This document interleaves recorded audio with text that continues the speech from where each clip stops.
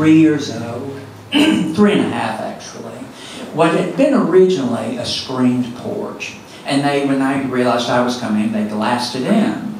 So my room was on the back of the house, and it was all windows. There were 3 here, 6 there, and then the door over there was a half glass. And then my twin bed was right under what had originally been the exterior bathroom window.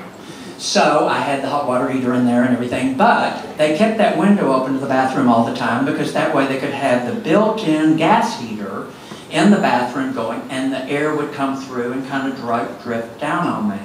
So I'm really in this aquarium, and I'm like 3.5 years old. It was a nature aquarium. It was like my home now. It was just all grown up and lots and lots and lots of trees. But one night, I was lying there, and something started happening that had never happened before. I started seeing in the distance these lights, like strobe lights. It was lightning, but it was strobe lighting without any thunder. Just boom, all of a sudden there'd be these black lights like at a crime scene. And then they kept getting closer and closer. And I still wasn't questioning it. But then I started looking out, and as the lights would go on like that and go off, I would see the trees start to blow over this way, and then blowing over that way. And then they're blowing like that, and it's starting to get very turbulent. And I'm thinking as I lie in bed, should I be afraid? I mean, because after all, I'm 3.5, it's like, all this is going on, should I be afraid? And all of a sudden, my parents from the next bedroom, they always slept with the radio going, and I hear coming from the next room this song. And it was what grew on to be the legendary Sarah Vaughan singing what had become her 1947-48 hit, Tenderly. And I'm listening to her lyrics as I'm lying there thinking, should I be afraid? And it's going, the evening breeze caressed the trees tenderly. And it goes, the trembling trees embraced the breeze tenderly. And then, so I'm thinking, she's telling me what's happening. And it's okay, it's beautiful. And then she says, your arms open wide, enclosed me inside. You took my lips, you took my love, so tenderly. And I remember lying there thinking, oh, Rawlins, you're going to love being an adult. It's gonna be so romantic.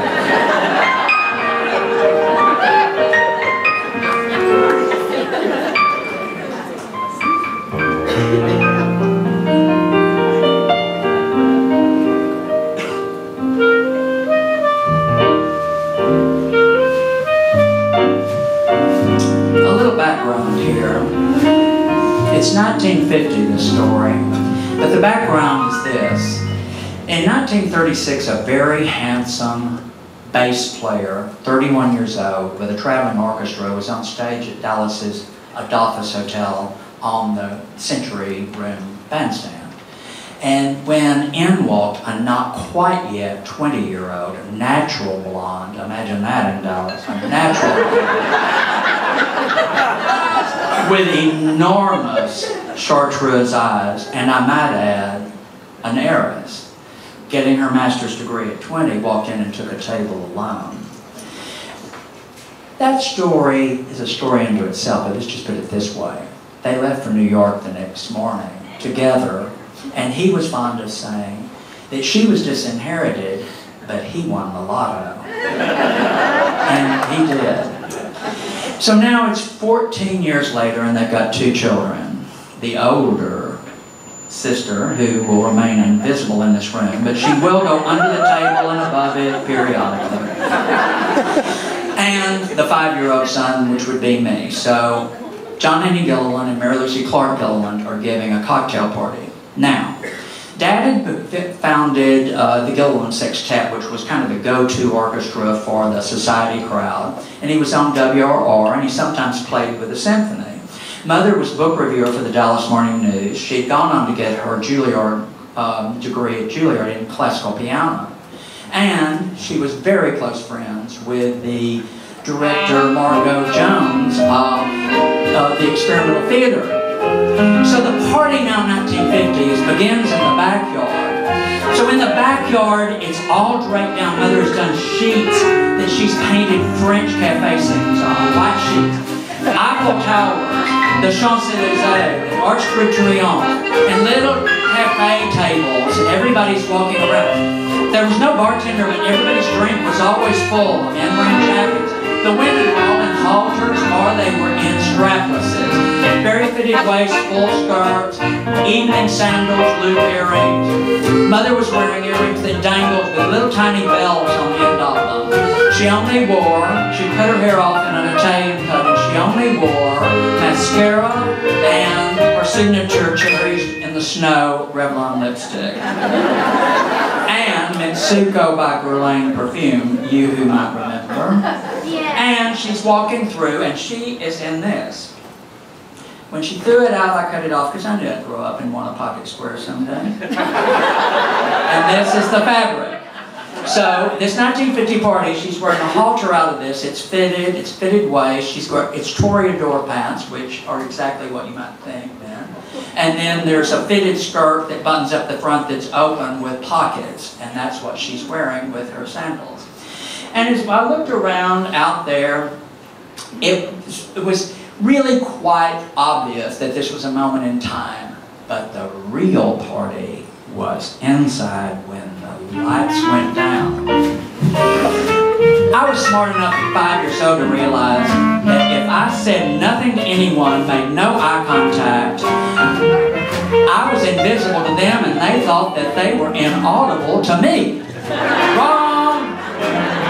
So I was like this sort of stealth, you know, this like, what do you know? It's a drone. So I walk into the living room, and our house was small, but listen, the living room was 20 by 30, that's enormous. And at this end is Mother's upright piano, and then Dad's over there on the string bass, and then next to him's McClendon on drums, and then Weta Ferguson is singing Nobody Knows You When You're Down and Out.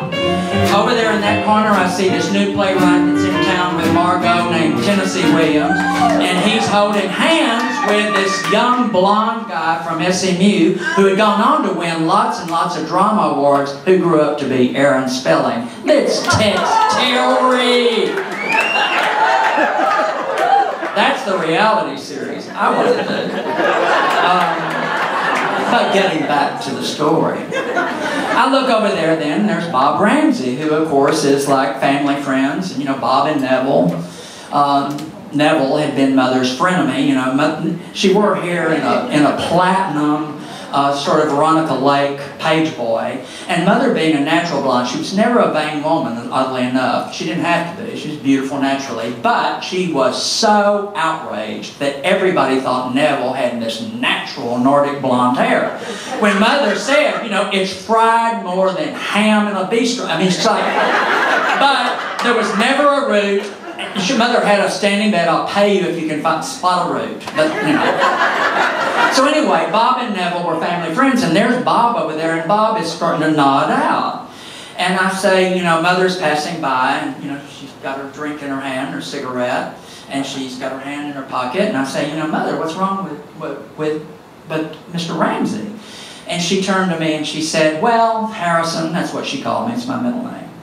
She said, Harrison, Bob's become enamored of a perfectly dreadful intoxicant called heroin, and as you can see, it just makes him an insufferable bore, and then moved on.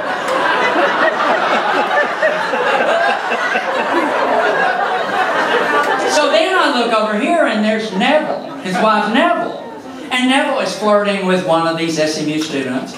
And see, I thought Mother was really doing an awful lot to try to further SMU academics, because she showed so much interest in all these male SMU students, which my sister went on to explain to me went way beyond you know, conjugating verbs. But that's a whole other show. But I look over and there's Neville and she's with this guy, and I see them start to go off, and they're going through the dining room into the hall, and they go into the bathroom alone. And I know at 5 that that's unnatural. I mean, so I would never go, I go through the hall and around through Mother and Dad's bedroom and then into my childhood bedroom, and I get up on the bed, and I know that I'm not going to look in there and I'm going to be violating somebody who's actually going to the bathrooms. You know that. There's 2 people in there. So I peek through the blinds, and at first, let me give you this background. Mother had painted the bathroom pink and had done, and all the lavatory, the toilet, the tub, everything she had painted black. And then she had painted the bathroom pink and then done these cartoon black footprints going up out of the toilet bowl over the ceiling. And we'd lie there, you know, and we'd love in the bathtub because nobody had showers then, and we loved it. So when I looked in, I thought, well, Neville was kind of like, you know, I'd been out and seen the, you know, the Rawlins Chinese Theater where they, you know, see if my foot fit, and I thought the reason her legs were in the air is because she's trying to see if they, you know, and I thought this guy's just trying to help her see if they, you know, if they fit. And then all of a sudden I went, oh my God! And Neville turned around and made eye contact with me, and the high decibel yell that she let out, not only did it deafen neighborhood dogs, but I can only call it like a sonic boom orgasm. I think it was just a well-timed moment when she realized I was looking. So he disappeared immediately. You know how men just leave, you know. But Neville, to her credit, did retrieve her Shantung capris from the towel rack very quickly. And when I re-entered the party, she was nowhere to be seen. Now, a little background as I enter back into the living room party. I see Bobby Goodman coming in. Bobby Goodman was from a very, very well-known Park Cities family, meaning Highland Park then. And here's the background on what Bobby Goodman had done to me in 1949 when I was 4. My father's band played at the VFW, and of course I know you'll be shocked, I'm glad you're all seated, but they had illegal gambling at the VFW in Dallas in 1949. And my father, I was still a night owl then, I loved listening to jazz, and so Daddy would like give my sister and quarters and nickels to play the slot machines. So I'm up on a chair and I'm playing the slot machine, and I'm not kidding you, this slot machine just started vomiting nickels. I mean, just vomiting nickels. They just kept coming and they were spilling on the floor and everything. And of course, I turned, you know, and everything, and can you imagine how thrilled I am? And all of a sudden I hear, I'm hit like that, and the chair's knocked, and I turn around and there's Bobby standing there, like all of a sudden, you know, he's Miss America. And I'm saying, wait a minute, that's mine. And he turns to all the people. Now this is a wealthy man. He turns to all the people and says, isn't it a shame when children don't know their place? And I just remember, yeah. Well, now back to the party. And here comes Bobby Goodman. Oh, yes. Mother always let me do her signature, help her do her signature confection that she handed out. And it was very exotic then to have white chocolate. And the white chocolate cubes were like a ½ cubes. And then she would dip them in bittersweet. And she would allow me to go around and pass these out about halfway, 2/3 through the party. And again, like Lord Fauntleroy or something, making no eye contact with, you know, the plate with a napkin over it. And I saw Bobby come in, and Bobby always took more than his share, so I purposely pushed 2 of those chocolates out toward the end, you know, kind of like those kids that play go fishing, take 2 cards in it, any card, and you can push it up. I had it out there, and I knew he would take both of them and gobble them, you know, at the same time. Well, he did, in which case then he went, because you see, Bobby's, I'd custom made for him. They weren't white chocolate, that was ivory soap. And all of a sudden he's going, and these guys take him and they take him out in the yard, and I can hear all the projectile vomiting going on. And And I can hear him screaming, Harrison did that. That child's a monster. And in which case then I can also hear they're pouring him in a cab and sending him home. And as they're driving away, I turn to the people offering again chocolates and say, isn't it a shame when adults don't know their limit?